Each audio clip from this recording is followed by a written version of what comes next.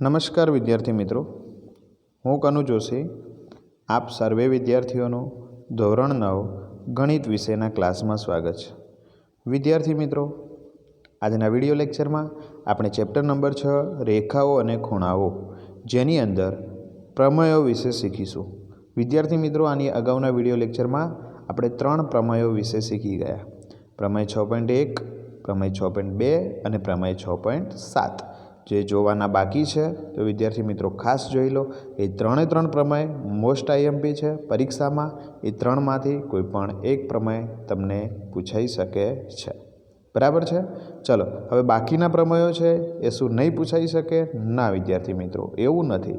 આ પ્રમેયો છે એ પૂછાશે, પરંતુ એને તમારે ટાઇટલ સ્વરૂપે, એટલે કે પ્રમેયનું જે વિધાન છે એ જ લખવાનું થશે. એટલે આને પણ આપણે ખાસ તૈયાર કરવાના છે. આના આધારે વિદ્યાર્થી મિત્રો કેટલાક દાખલા આપણે ગણવાના છે. તો આપણે પ્રમેયને તૈયાર તો ખાસ રીતે કરી લેવાના છે.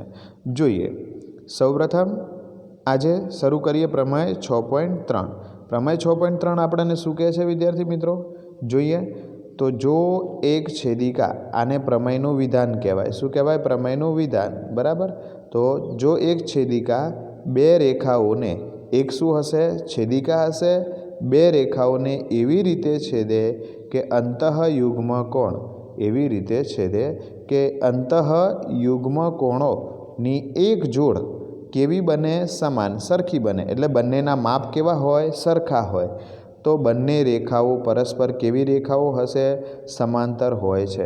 યાદ રાખો વિદ્યાર્થી મિત્રો, જો કોઈ એક છેદિકા બે રેખાઓને છેદે અને જો એમના અંતઃયુગ્મ કોણની જોડ સરખી બનતી હોય તો એ બે રેખાઓ પરસ્પર કેવી રેખાઓ બનવી જોઈએ? સમાંતર રેખાઓ બનવી જોઈએ. આવું આપણે યાદ રાખવાનું છે. આપણને કોઈ એવું એક્ઝામ્પલ આપ્યું છે જેમાં એક છેદિકા બે રેખાઓને છેદે છે અને આપણે એનો જવાબ જો અંતઃયુગ્મ કોણો સરખા બતાવી દઈએ, એટલે સરખા મળી જાય, તો આપણે કહી શકીએ કે આપેલી બંને રેખાઓ કેવી રેખાઓ છે? સમાંતર રેખાઓ છે. આવી આપણે જરૂરિયાત ઊભી થશે, તો આને ખાસ યાદ રાખીશું. ચલો, અહીંયા કેવી રીતે થશે? તો અહીંયા આપણે એની આકૃતિ, બસ માત્ર વિધાન અને આકૃતિ આપણે વિદ્યાર્થી મિત્રો યાદ રાખવાની છે. તો અહીંયા એક આકૃતિ દોરીએ કે આ AB એક રેખા છે, CD એક રેખા છે અને એની છેદિકા કઈ છે? PS. જે ABને અનુક્રમે કયા બિંદુમાં છેદે છે? Q બિંદુમાં, અને CDને R બિંદુમાં છેદે છે. જો આમાંથી વિદ્યાર્થી મિત્રો માત્ર એક જોડ અંતઃયુગ્મ કોણ, અંતઃયુગ્મ કોણ કયા કયા છે અહીંયા? તો ખૂણો AQR અને એનો યુગ્મ કોણ બીજો કયો છે? QRD. QRD. જો આ બંને સરખા થાય, એક જોડ આ બંને સરખા હોય એવું આપણે જો સાબિત કરીએ વિદ્યાર્થી મિત્રો, તો આપેલી બંને રેખા, કઈ બે રેખા? AB અને CD એકબીજાને કેવી હશે? સમાંતર હશે. AB અને CD એકબીજાને કેવી હશે? સમાંતર. એવું જોવાનું છે. એવી રીતે જો કદાચ BQR, ખૂણો BQR અને ઇઝ ઇક્વલ ટુ ખૂણો QRC, જો આ બંને સરખા થાય તો પણ આપણે કહી શકીએ કે આપેલી બંને રેખાઓ કેવી હશે? સમાંતર. માત્ર એક જોડ સરખી થાય તો પણ આપણે કહી શકીએ, અને એક જોડ સરખી હોય તો બીજી જોડ ઓટોમેટિકલી કેવી હોય? સરખી હોય જ.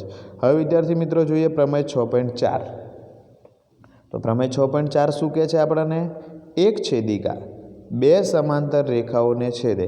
એક છેદિકા બે સમાંતર રેખાઓ, અહીંયા રેખાઓ કેવી આપી છે? સમાંતર. સમાંતર રેખાઓને છેદે તો છેદિકાની એક જ તરફના અંતઃકોણો, કયા કોણો? અંતઃ એટલે કયા ખૂણા? અંદરના ખૂણા. કઈ બાજુના? એક જ બાજુના. પ્રત્યેક જોડ પૂરક હોય છે. પૂરક એટલે બંનેનો ખૂણાનો સરવાળો કેટલો થાય? 180 થાય. બરાબર. આ યાદ રાખવાનું છે વિદ્યાર્થી મિત્રો. ચલો એની આકૃતિ જોઈએ. તો આકૃતિ ઉપર મુજબ જ બે રેખાઓ સમાંતર દોરી લઈએ. ચલો, બે રેખાઓ સમાંતર હોય એવી એક AB રેખા દોરીએ, બીજી CD રેખા દોરીએ. એની એક છેદિકા આપણે લઈએ PS. એક છેદિકા કઈ લઈએ? PS. જે કયા કયા બિંદુમાં છેદે છે? તો ક્યુ અને આર કયા કયા બિંદુમાં છેદે છે? ક્યુ અને આર. અને અંતઃકોણો એક જ તરફના છેદિકાની એક બાજુના, તો આ એક બાજુ થાય અને આ એક બાજુ થાય. તો આપણે આ બાજુના અંતઃકોણો જોઈએ અને આ બાજુના જોઈએ, બરાબર. તો આ બાજુના અંતઃકોણ કયા કયા થશે? તો એ ક્યુ આર, ખૂણો એ ક્યુ આર, અને બીજો થશે ક્યુ આર સી, એટલે આ ખૂણો અને આ ખૂણો, બરાબર છે. Q R C, Q R C, આ બંનેનો સરવાળો કેટલો થાય વિદ્યાર્થી મિત્રો? 180. પૂરક એટલે શું? તો જે બે ખૂણાનો સરવાળો કેટલો થાય? 180. તો આ બંને ખૂણાનો સરવાળો કેટલો થાય વિદ્યાર્થી મિત્રો? 180. ક્યારે થાય? બે રેખાઓ સમાંતર હોય અને એની કોઈ છેદિકા હોય અને એની એક બાજુના ખૂણાઓનો, અંદરના ખૂણાઓનો સરવાળો કેટલો થાય? હંમેશા 180 થાય. તો આ આપણે વિદ્યાર્થી મિત્રો યાદ રાખીશું. એવી રીતે બીજા કયા બે અંતઃકોણો છે?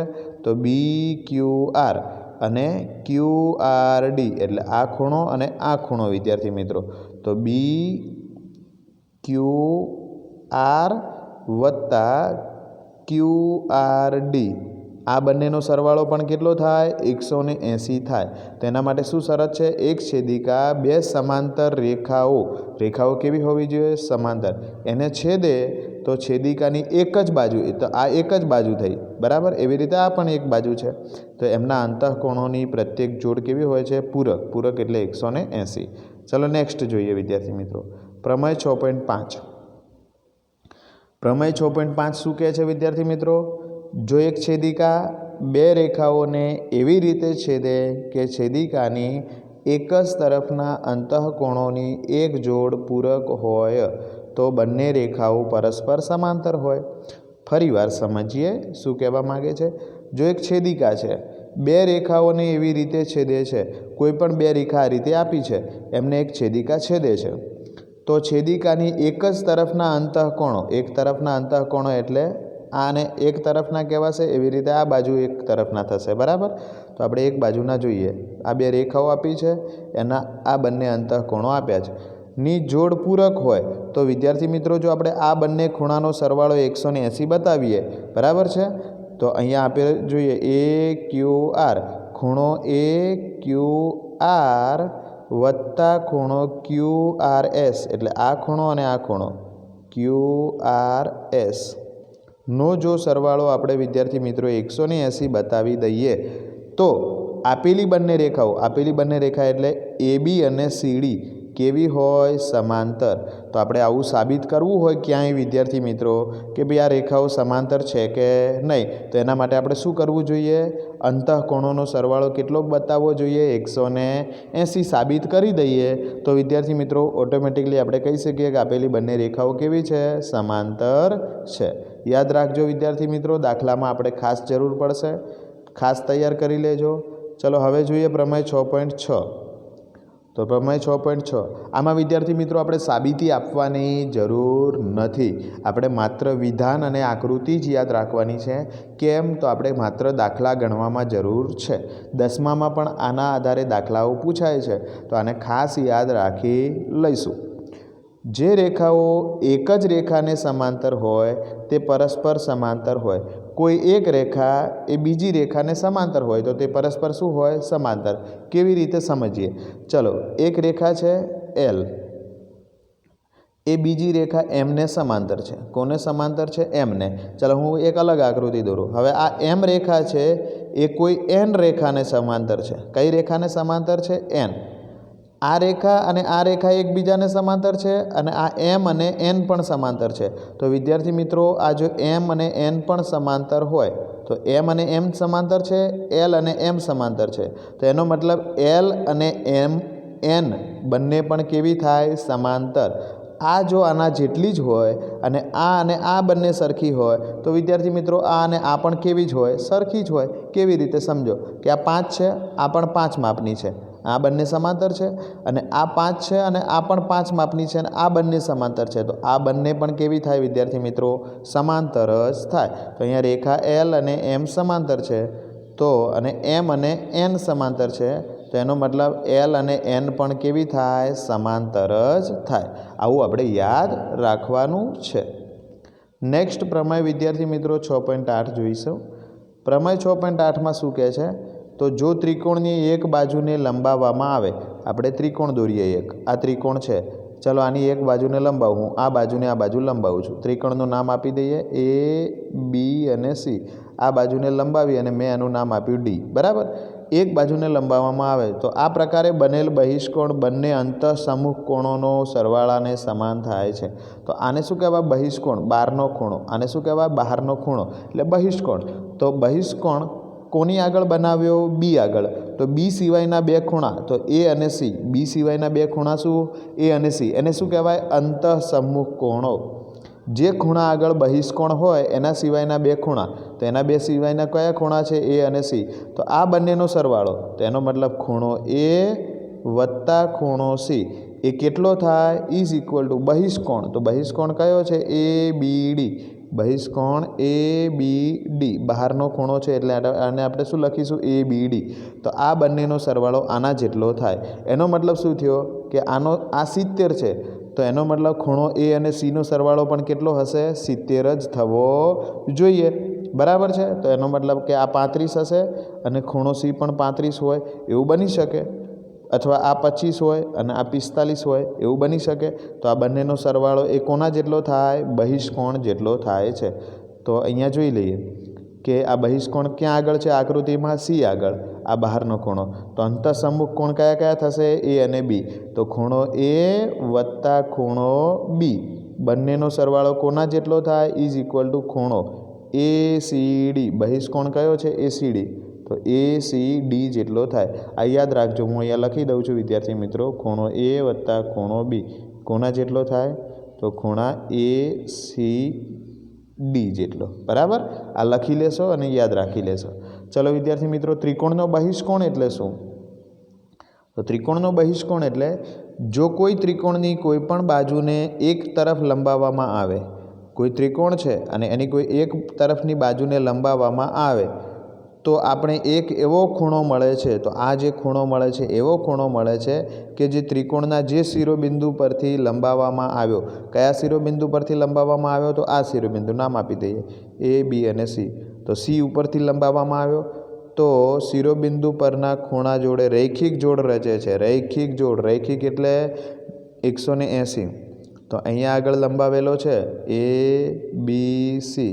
તો આ કેટલાનો ખૂણો બનશે? આખે આખો 180. તો કયા ખૂણા આગળ રૈખિક જોડ રચે છે? સી આગળ. તો રૈખિક જોડ રચે છે તો બહિષ્કોણ કેવી જોડ રચે? જે શિરોબિંદુ આગળ દોરવામાં આવે ત્યાં રૈખિક જોડ. એનો મતલબ આ ખૂણાનો સરવાળો અને આ ખૂણાનો સરવાળો કેટલો થાય? 180 થાય વિદ્યાર્થી મિત્રો. આવા ખૂણાને ત્રિકોણનો શું કહેવાય? બહિષ્કોણ. બરાબર? બીજા શબ્દોમાં કહીએ તો ત્રિકોણના કોઈ પણ ખૂણા સાથે રૈખિક જોડ રચતો હોય તેવા ખૂણાને ત્રિકોણનો શું કહેવાય? બહિષ્કોણ કહે છે. તો વ્યાખ્યા વિદ્યાર્થી મિત્રો યાદ રાખીશું. તો અહીંયા આપણા પ્રમેયો વિદ્યાર્થી મિત્રો એકદમ રીતે પૂરા થઈ જાય છે. આ બધા જ પ્રમેયો વિદ્યાર્થી મિત્રો ખાસ તૈયાર કરી લેશો, જેથી કરીને દાખલા સરળ રીતે આવડે, 10મામાં પણ એનો ઉપયોગ કરતા આવડે. અને પેલા 3 પ્રમેયો અગાઉના વિડીયોમાં આપણે જે જોઈ ગયા એને ખાસ તૈયાર કરી લેશો. તમને આ વિડીયો કેવો લાગ્યો મને કમેન્ટમાં ખાસ જણાવવાનું ભૂલશો નહીં. વિડીયોને લાઈક આપવાનું પણ ભૂલશો નહીં, જેથી કરીને હું તમને સરળ રીતે ગણિત ભણાવવામાં મદદરૂપ થઈ શકું.